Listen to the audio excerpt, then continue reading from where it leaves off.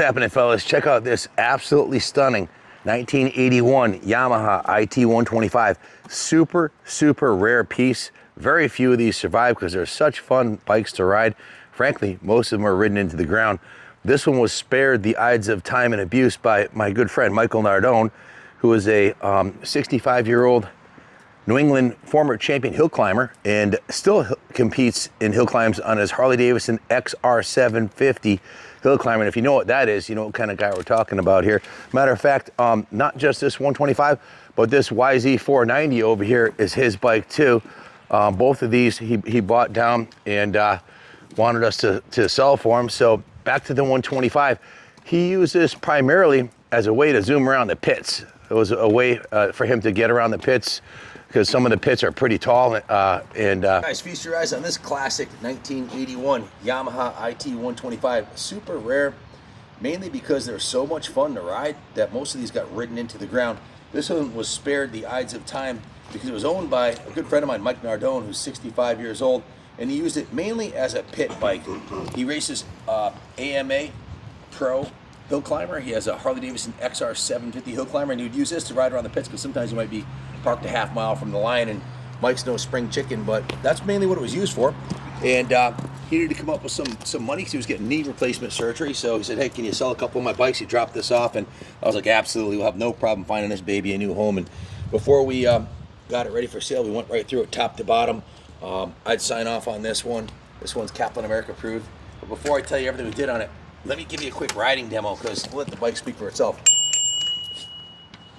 It's stone cold. It'll fire right up. Typical Yamaha.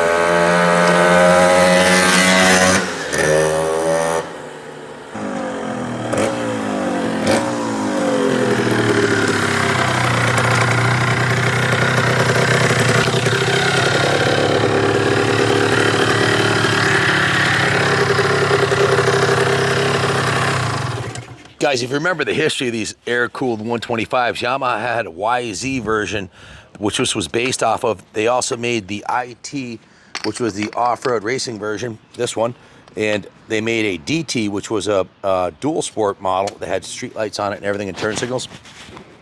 I had a 175 version of this and rode the wheels off of that thing when I was 15, 16 years old because it was street legal. And I'd ride it to the pits, ride it everywhere. This one here is set up for off-road use. It looks really good. It runs really good. It is really good. Mike took good care of it, rebuilt the top end, went through the whole bike, and I got a work order here, everything that we've done to it too. It's a well taken care of Survivor that he used basically as a Sunday transportation around the pits. So ideal for vintage enduros or trail riding. These are notorious for being bulletproof, two-stroke 125s, broad power band, good suspension, nice and comfortable seat. I'm 6'2", 225. I'm probably bigger than the average 125 rider, but it hauled my big butt around comfortably. We went right through it, put a new spark plug in it, tested the compression. It's perfect at 155 PSI. Put a new spark plug in it, took the carb off, removed it, disassembled, cleaned it, inspected, reassembled, and tuned the carburetor. Drained, rinsed, and inspected the fuel tank, put a new cock rebuild kit on it, new fuel line, new carb vent lines, and we put VP T2 non-ethanol fuel in it. Air filter, new transmission oil, put a new gold final drive chain on it, and then a brand new set of Dunlop D952 front tire and tube and rear tire and tube. We also serviced the front and rear brake drums, cleaned and deglazed the brake shoes. We put a new clutch lever on it, a new brake lever on it, a new throttle cable, a brand new set of 40 hand grips, a new kill button, Has the original handlebars on it, remarkably. New side panels, as you can see, the new plastics on the side panels with new graphics, new Yamaha tank graphics, new IT125 graphics, new number plate yellow graphics with the black and white number on the front, white with the black and white number. Really sharp bike. Went through it, gave it a full rotisserie detail, steam clean and degrease. We polished all the hardware. The fork lowers, the chrome, everything on it was polished. Aluminum was polished. They repainted the engine, the frame, gave it a full, what we call rotisserie detail. Soda blasted the wheel assemblies, touched up the frame and everything else. Repainted the exhaust. It's ready to ride today. It still has the original kickstand on it, and the original exhaust system's in good condition. Look closely, you'll see it's in remarkably good overall condition. I always recommend checking the frame rails on a Enduro bike. Now, Mike was 65 years old. There's not a single ding. Mike is 65. There's not a single ding on the frame rails on this. He rode it around the pits mostly. When I say pits, I'm talking about the races. That's what he used it for. This is his transportation at the racetrack. So he took good care of it. Brand new set of fresh Dunlops on there. It's ready for some summer fun. If you have any questions about it, give us a call, 860-454-7024. He also upgraded the front fender to a service, put a new front number plate on it, and a service rear fender on it. Original saddle's in good shape. The original fuel tank is in good condition. Just a really cool classic vintage two-stroke that's going up in value. The bike's 43 years old, and it runs like brand new, so you'd be hard-pressed to find a nicer one.